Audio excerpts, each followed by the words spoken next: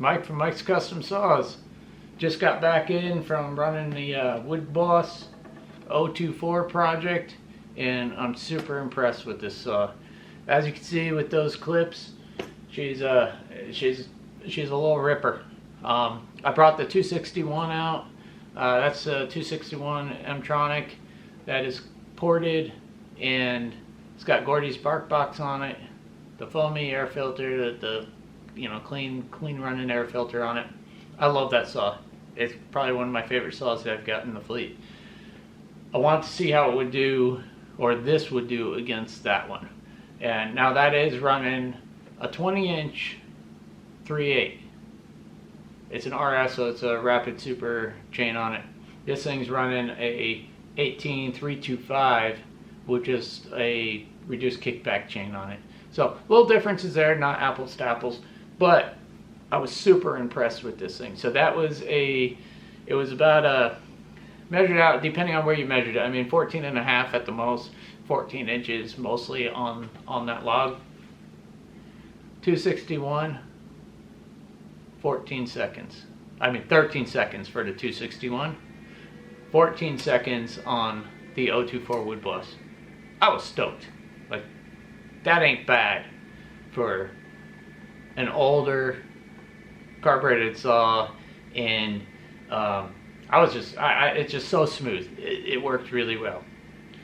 Now I want to go back in time a little bit here. Stuff that I didn't film since my last episode came out. That was the saw wasn't put together yet completely. We did the top end and such, so I finished it out. I had a 20-inch bar. It's actually the 20-inch that came on the 261 stock. 20-inch 325. I put that on here. That's what I broke the saw in on, and it was okay, and I thought it was good, but I wasn't happy with it. Being totally honest, there was something not right with the build, and thinking maybe the 20 is too big, but I'm like, no, the 20 shouldn't be too big for this saw, especially when it's modified and ported out and everything, and the work that I've done to it. So I had suspicion on my build, so I decided to put the 18-inch bar on here. 325, 50 thou, like I said, reduced kickback chain.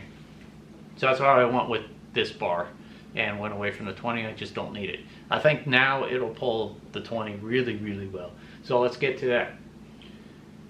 So I pulled her apart again, and one of the things that I like to do is, after I do a build, get the saw broken in, get a couple tanks through it, pull her apart, do a pressure vac test, especially on this one because I did seals on it. I want to make sure the crankcase is tight.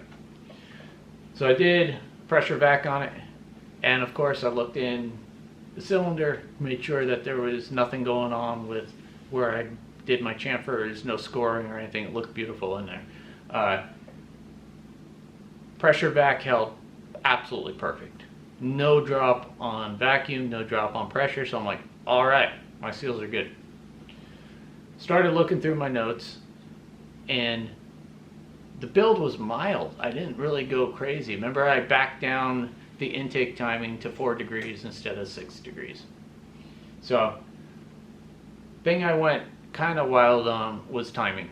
And that's something that I'm not really familiar with yet. I'm still learning. I want to do a lot more experimentation with it, with actually putting a timing light. Excuse me one second, and I will get that light. Okay, I guess I got to be a little bit more short-winded because that light is still going off on me. So the timing, I really want to learn and start doing like actual timing light on these saws, so I can actually do like where the base timing is and where it advances to and all that. But 8 degrees was too much, and that's kind of where I figured, okay, this is my problem area. So got some more keyways or Woodruff keys and went down to 4 degrees. I figured I could always go back to no timing and 0 with just a standard Woodruff key and be safe there.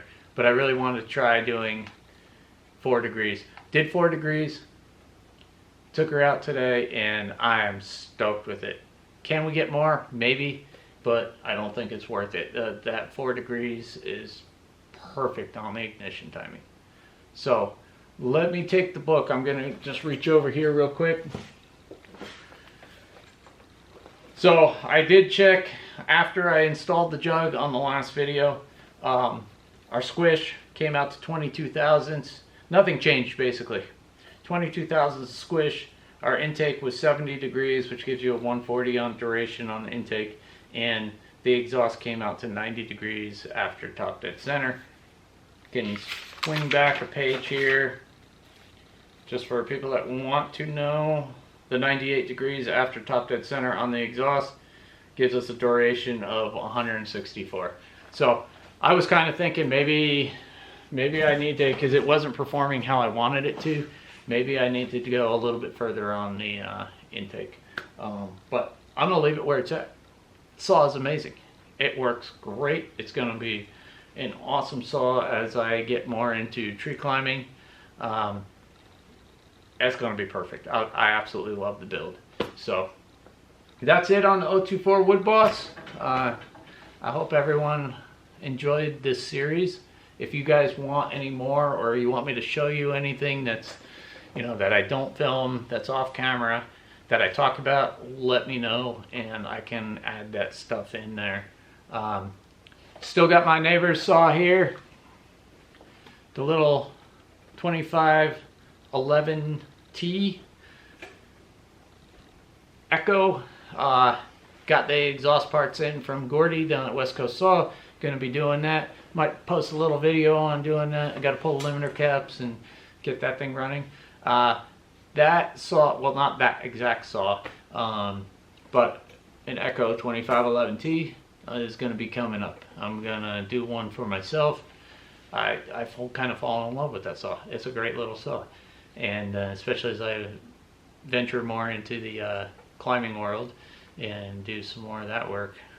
That I want to do it. I want to port it out, do Gordy's exhaust on it, and then I'm trying to figure out bar options. I know I want to go quarter pitch. It's just a matter if I want to go like 12 inch or 14 inch. I'm kind of tending to 14 inch right now, but we'll see. So that's it for this evening. I think I'm going to clean this 024 up and put that one to bed. It's a good saw. I will be using this thing a lot more now. I like to run every saw that I have in the wood for a while, make sure that I'm happy with it. So yeah, so I hope everyone enjoyed this build, and we'll catch you on the next one. Have a great evening.